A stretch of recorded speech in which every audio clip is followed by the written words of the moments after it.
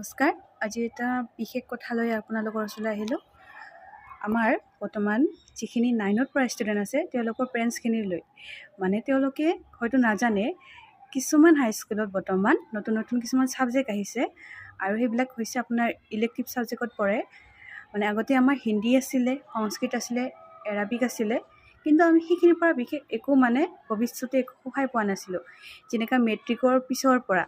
কাৰণ সেইখিনি জাষ্ট ভাষাটো শিকাৰ কাৰণেহে দিছিলে, কিন্তু বৰ্তমান চৰকাৰে কিছুমান নিউ ছাবজেক্ট এড কৰিলে, যাৰ ফলত আমি মেট্ৰিকখিনি পাছ কৰাৰ পিছতো কিবা এটা কৰ্মসংস্থাপন পাবলৈ সক্ষম হ'ম। ৰিটেইল, তাৰপিছত আপোনাৰ টুৰিজম, IT এনেকুৱা ধৰণৰ কিছুমান ছাবজেক্ট দিছে।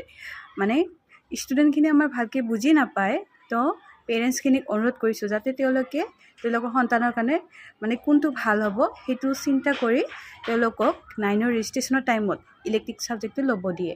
তো আমাৰ ষ্টুডেণ্টখিনিও বহুতখিনি হেপী, যিহেতু তেওঁলোকে বহুত আৰু আগতে যিহেতু টুৰিজম বা ITৰ বিষয়ে তেওঁলোকে একো জনা নাছিল, বৰ্তমান জানিব পাইছে, সেইটোলৈ সিহঁতে বহুত সুখী আছে। আৰু মোৰ লগতে ছাৰ এজন আছে, এই স্কুলৰে পুৰণা ছাৰ হয়, তেওঁ আপোনালোকক এই কথাখিনি ভালকৈ বুজাই দিব। ৰাইজসকলক মই এটা বস্তু জনাব খুজিছোঁ যে এট প্ৰেজেণ্ট আমাৰ স্কুলবিলাকত আগত ছাবজেক্টবিলাক আছিল, আমাৰ ট্ৰেডিশ্যনেল ছাবজেক্ট আছিল, হিন্দী থাকে, সংস্কৃত থাকে। ল'ৰা ছোৱালীবিলাকে এইবিলাক ছাবজেক্ট লয়, পঢ়ে বা পাছ কৰি যায়। কিন্তু সেইবিলাকত ল'ৰা ছোৱালীবিলাকে আগত যিবিলাক সুবিধা পাইছিল, কিন্তু এট প্ৰেজেণ্ট আমাৰ স্কুলবিলাকত আহিছে কিছুমান ভকেশ্যনেল আমাৰ কিছুমান কোৰ্চ আমাৰ এতিয়া সংলগ্ন কৰিছে। উদাহৰণস্বৰূপে আমাৰ নৰ্থ স্কুলত এই বছৰ আমাৰ দুটা ছাবজেক্ট ইণ্ট্ৰডিউচ কৰিছে। এটা হৈছে IT ইনফৰমেশ্যন টেকন'লজি আৰু এটা কৰিছে টুৰিজিম বিভাগ। এতিয়া কথা হ'ল কি, আগৰ যিবিলাক আমি ট্ৰেডিশ্যনেল যিবিলাক ছাবজেক্ট আমি লৈ আছোঁ, সেইবিলাকৰ বা গাৰ্জেনসকলেও ভালদৰে এইবিলাক বস্তুৰ ওপৰত তেওঁলোকে জ্ঞাত নহয় যে এট প্ৰেজেণ্ট আমাৰ যিকোনো কাম আমি যদি বিচাৰি যাওঁ, আমি এতিয়া ধৰক কোনোবা হায়াৰ ছেকেণ্ডেৰী পাছ কৰিছে, কোনোবা ল'ৰা ছোৱালী জাষ্ট মেট্ৰিক পাছ কৰা নাই বা মেট্ৰিক পাছ কৰিছে, সেই ল'ৰা ছোৱালীবিলাকে এতিয়া এংগেজমেণ্টৰ ক্ষেত্ৰত আগৰ ছাবজেক্টবিলাকৰ দ্বাৰা খুব এটা ভাল ফলাফল তেওঁলোকে কৰিব নোৱাৰে।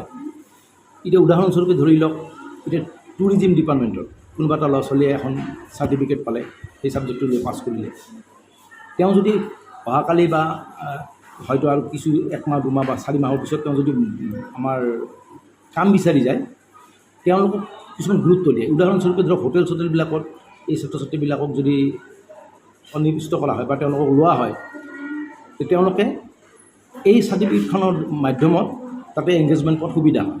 আমাৰ জেনেৰেল ষ্টুডেণ্ট এটা ফটকৈ নলয়, কিন্তু যদি এই ধৰক আমাৰ টুৰিজিম ডিপাৰ্টমেণ্টৰ যদি এখন তেওঁলোকৰ তাত চাৰ্টিফিকেট থাকে, সেই ছাত্ৰটো সোনকালে তাতে এংগেজমেণ্ট হ'ব।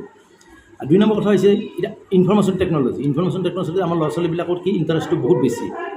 আমি এনে লক্ষ্য কৰিছোঁ যে আমাৰ আগৰ যিবিলাক ট্ৰেডিশ্যনেল ছাবজেক্ট আছে, সেইবিলাকৰ ওপৰত যিমান ল'ৰা ছোৱালীৰ ইণ্টাৰেষ্ট, তাতকৈ বহুত বেছি ইণ্টাৰেষ্ট হৈছে এইবিলাক ছাবজেক্টৰ ওপৰত।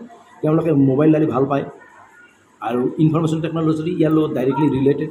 আৰু এই বস্তুবিলাক যদি তেওঁলোকে ভালকৈ শিকিব পাৰে আৰু নিজৰ চইজৰ ছাবজেক্ট যদি শিকিব পাৰে, ল'ৰা ছোৱালীখিনি কিছু ডেভেলপ কৰে। আৰু অহাকালি ধৰি লৈছোঁ এজন ল'ৰা বা এজন ছোৱালীয়ে ইনফৰমেশ্যন টেকন'লজি ছাবজেক্টটো লৈ পাছ কৰিলে, একো কাম পোৱা নাই, কিন্তু তেওঁ নিজৰ ঘৰতে যদি তেওঁ অলপ কম্পিউটাৰৰ এটা ছেট লয়, এটা প্ৰিণ্টাৰ লয়, তেওঁ ঘৰৰ পৰাই কিছু কাম কৰিব পাৰে। আৰু তেওঁ এই মাধ্যমত তেওঁ যথেষ্টখিনি কিছু আমাৰ উপাৰ্জনো কৰিব পাৰে। গতিকে মই ভাবোঁ যে আমাৰ এতিয়া যিখিনি আমাৰ গাৰ্জেন আছে, তেওঁলোকৰ নতুন এই চিন্তা চৰ্চাবিলাক তেওঁলোকক অলপ চালি জাৰি চাব আৰু আগন্তুক দিনত যাতে ল'ৰা ছোৱালীবিলাকে এই ছাবজেক্টবিলাক লয়, তাৰ কাৰণে তেওঁলোকে উদগনি জনাব ল'ৰা ছোৱালীবিলাকক। গতিকে এইখিনি কৰিলে ল'ৰা ছোৱালীবিলাকৰ ডেভেলপমেণ্ট ভাল হয়। আপোনালোকে ছাৰৰ পৰা কথাখিনি শুনিলেই অলৰেডি, ছাৰে কি ক'লে কি কোৱা নাই, কেনেকুৱা বস্তু ভালকৈ ছাৰে বুজাই দিলে। আৰু এতিয়া মই মোৰ ক্লাছ আছে, ক্লাছত যাম, ক্লাছত যাই পিনে আপোনালোকক দেখাম আৰু যে ষ্টুডেণ্টখিনি কেনেকুৱা অনুভৱ, তেওঁলোকে কি পাইছে কি পোৱা নাই, আৰু লগতে তেওঁলোকৰ এক্সাইটমেণ্ট কি।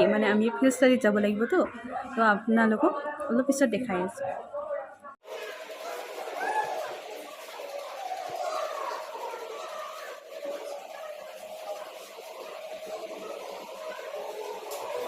যে টুৰিজমটো লৈছা, তোমালোকে আগতে পাইছিলা নেকি? পোৱা নাই না? এইটো তোমালোকৰ ইয়াত নতুনকৈ আহিছে? কি ক্লাছৰ পৰা ল'ব পাৰি? 9। মানে তোমালোকৰ যেতিয়ালৈকে ৰেজিষ্ট্ৰেশ্যন নহয় তেতিয়ালৈকে এইটো ল'ব পাৰি না অঁ তো এইটো কিহৰ বাব লৈছা মানে কি ক্লাছ বাদ দি পিনে এইটো লৈছা তোমালোকে হিন্দী মানে টুৰিজমটো তোমালোকৰ কি ইলেক্টিভ ছাবজেক্ট হয় নাই কি বস্তু টুৰিজমটো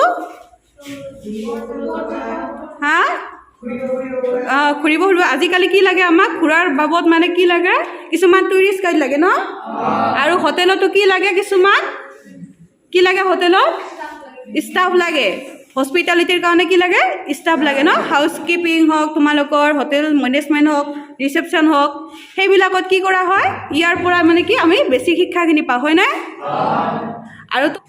আৰু পিছে ঘূৰিব ক'ত যাবা তোমালোকে শ্বিলং কোনে কোনে যাবা গোটেইবিলাকে যাবা আচ্ছা ভালেই দিয়া ন তো আমাৰ মানে যিটো টুৰিজমৰ বৰ্তমান চলি আছে কোৰ্চটো তাতে মানে আমাৰ এইখিনি ষ্টুডেণ্ট হৈ আছে নৰ্থ বঙাইগাঁও হাইস্কুলত ইয়াত মানে আগতে এইটো নাছিলে কিন্তু নাও মানে নতুনকৈ দিছে বহুত মানে পেৰেণ্টছে নাজানে যে এইটো নতুন ছাবজেক্ট আহিছে তো হিন্দীটো আগৰ পৰা চলি আছে সংস্কৃতটো আগৰ পৰা চলি আছে কিন্তু সেইটো আমাৰ মেইন হৈছে ভাষা শিকাৰ ভাষা আমিতো এনেও ঘৰতো শিকিব পাৰোঁ বা আজিকালি বহুত মাধ্যম আছে টিভি হওক মোবাইল হওক এইবিলাকৰ দ্বাৰা কি ভাষাখিনি শিকিব পাৰে কিন্তু আমি যিহেতু কৰ্মসংস্থাপনৰ কাৰণে এতিয়া কৰি আছে বহুতে তো তেওঁলোকে যেতিয়া মেট্ৰিক পাছ কৰিব এইটোৰ ওপৰত যেতিয়া তেওঁলোকে চাৰ্টিফিকেট এখন পাব তো সেইখিনি ভৱিষ্যতে বহুত তেওঁলোকৰ উজ্জ্বল হোৱাত মানে সহায় কৰিব সেইকাৰণে পেৰেণ্টছখিনিকো কৈছোঁ আপোনালোকে ভালকৈ ৰেজিষ্ট্ৰেশ্যনৰ টাইমত আগত মানে কোৰ্চখিনিৰ বিষয়ে জানি ল'ব তাৰপিছত ৰেজিষ্ট্ৰেশ্যন কৰিব দিব ইহঁতেতো সৰু কিছুমান নাজানে তথাপিও আপোনালোকে কিছু ডাঙৰ হোৱাৰ কাৰণে আপোনালোকে নিশ্চয় বুজি পাব যে কোনটো ছাবজেক্ট ল'লে তেওঁলোকৰ ভৱিষ্যতে কামত আহিব তো আজি যিখিনি কথা আমি আলোচনা কৰিলোঁ তেওঁৰ পৰা নিশ্চয় আপোনালোকে কিবা এটা নতুন বস্তু গম পালে আৰু আশা থাকিল কিবা এটা ভাল বস্তুৱে গম পালে তো আজিলৈ ভিডিঅ'টো ইমানতে লগতে আপোনালোকে যাতে কথাখিনি মানে অকণমান চায় আৰু কাৰণ সন্তানৰ ভৱিষ্যতৰ কথা আহি পৰে যিহেতু 9ৰ ৰেজিষ্ট্ৰেশ্যনৰ কথা ক'লোঁ পেৰেণ্টছখিনি যাতে ভিডিঅ'টো চায় আজিলৈ এইখিনিতে সমাপ্ত কৰিছোঁ